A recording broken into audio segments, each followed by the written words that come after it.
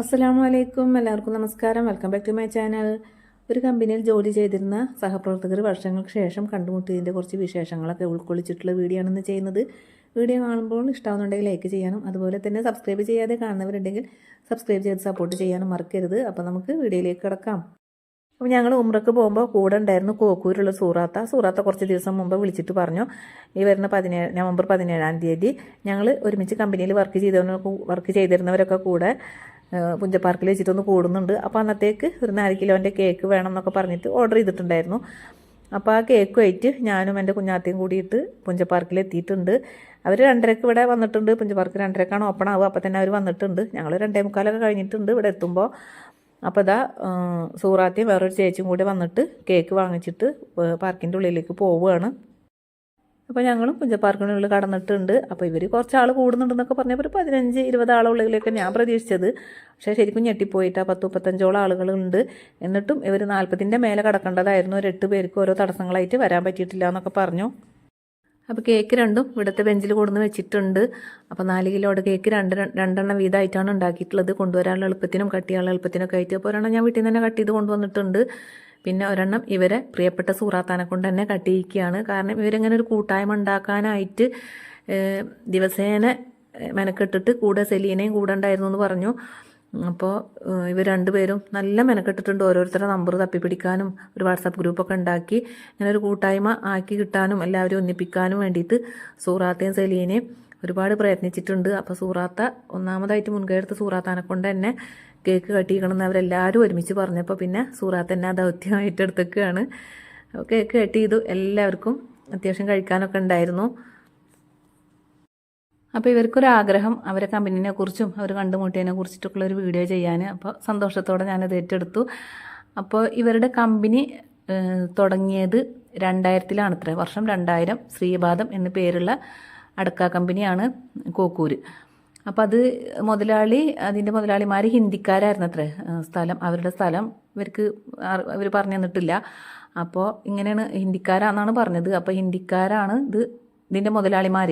പിന്നെ അതിൻ്റെ മാനേജർ രവിയേട്ടനും അദ്ദേഹത്തിൻ്റെ മകൻ വിനുവായിരുന്നു അത്രേ. ആദ്യത്തെ വർഷങ്ങളിലൊക്കെ മാനേജറായിട്ട് നിന്നിട്ട് കമ്പനി നല്ല നിലക്ക് മുന്നോട്ട് കൊണ്ടുപോയിരുന്നത്.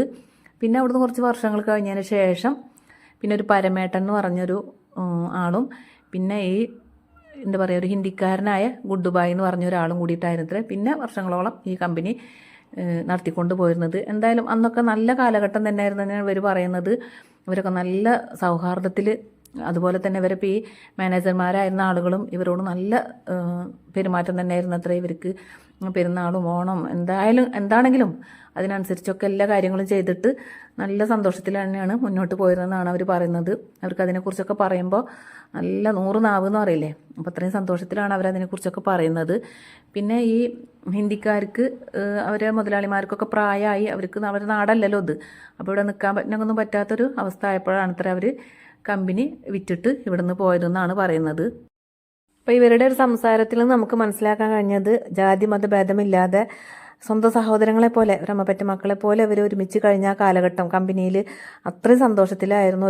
എന്താ പറയുക, തമ്മിലൊരു പ്രശ്നങ്ങളും ഇല്ലാതെയാണ് കഴിഞ്ഞിരുന്നതെന്നുള്ളതൊക്കെ അവരുടെ സംസാരത്തിൽ നമുക്ക് മനസ്സിലായി. അപ്പോൾ കമ്പനി സ്റ്റാർട്ടിങ്ങിൽ തന്നെ ഉണ്ടായിരുന്ന ഒരു റഹ്മാബിത്ത എന്ന് പറഞ്ഞൊരു ഇത്താക്ക് ഇപ്പോൾ തീരെ സുഖമില്ലാതെ വരാൻ പറ്റിയിട്ടില്ല. വേറൊരു ചേച്ചിക്കും പങ്കെടുക്കാൻ പറ്റിയില്ല എന്ന് പറഞ്ഞു. അവരൊക്കെ സ്റ്റാർട്ടിങ്ങിൽ തന്നെ ഉണ്ടായിരുന്നവരാണത്രേ. പിന്നെ എന്താ പറയുക, 2 പേര് ഇവരിൽ നിന്ന് മരണപ്പെട്ടു പോയിട്ടുണ്ട്. കോക്കൂർ സ്വദേശിനികൾ തന്നെ ആയിരുന്നു അത്ര അവർ 2 പേരും. സുഹറ ദമയന്തി എന്നാണ് അത്ര അവരുടെ പേര്. എന്തായാലും ഇവരുടെയൊക്കെ മനസ്സിൽ അതൊരു തീരാനോവായിട്ട് കിടക്കുകയാണെന്ന് പറഞ്ഞു. പെട്ടെന്നുള്ള മരണമായിരുന്നു അത്ര, അറ്റാക്കായിട്ട്. അപ്പം അങ്ങനെ 17 വർഷങ്ങൾക്ക് ശേഷം കണ്ടുമുട്ടിയ സന്തോഷം ഇവർ ശരിക്കും പുഞ്ച പാർക്കിൽ വെച്ചിട്ട് എൻജോയ് ചെയ്തു. ഇതിൽ പല പ്രായക്കാരും ഉണ്ട്. പിന്നെ അവരെ പ്രായം മറന്നിട്ട് ബസ്സിലുള്ള ഡാൻസും കാര്യങ്ങളും ഒക്കെ ആയിട്ട് അടിച്ച് പൊളിച്ചിട്ട് അവർ ശരിക്കും അന്നത്തെ ദിവസം ആസ്വദിച്ചു എന്നാണ് പറഞ്ഞത്. അപ്പോൾ ഞങ്ങൾ 2:45-3 മണിയോട് ഇട്ടാണ് അവിടെ എത്തിയത്. പക്ഷേ 4 മണിയാകുമ്പോഴത്തേനും അവിടെ തിരിച്ച് പോരേണ്ടി വന്നു. അവരൊരു സന്തോഷം കണ്ടിട്ട് അതിൻ്റെ ഇടയിൽ നിന്ന് പോരാ ആഗ്രഹം ഉണ്ടായിട്ടില്ല. പക്ഷേ അന്ന് ഒഴിവാക്കാത്ത റിസപ്ഷൻ ഉണ്ടായിരുന്നു. അതുകൊണ്ട് തന്നെ ഞാനും എൻ്റെ കുഞ്ഞാത്തയും കൂടിയിട്ട് 4 മണിയാകുമ്പോഴത്തേനും തന്നെ അവിടുന്ന് പോന്നിട്ടുണ്ടായിരുന്നു. ഇവർ 5 മണി വരെ അവിടെ അടിച്ച് പൊളിച്ചിട്ടാണ് തിരിച്ചു പോയതെന്നൊക്കെ പറഞ്ഞു. അപ്പോൾ എന്തായാലും ഇവരൊരു സൗഹാർദ്ദം, സ്നേഹം, സന്തോഷം ഒക്കെ എന്നും റബ്ബ് നിലനിർത്തി കൊടുക്കട്ടെ എന്ന പ്രാർത്ഥനയോടുകൂടി ഇന്നത്തെ വീഡിയോ ഇവിടെ അവസാനിപ്പിക്കുകയാണ്. ഇൻഷാ അല്ലാഹ് പുതിയൊരു വീഡിയോയുമായി വരുന്നത് വരെയും എല്ലാവർക്കും ബൈ.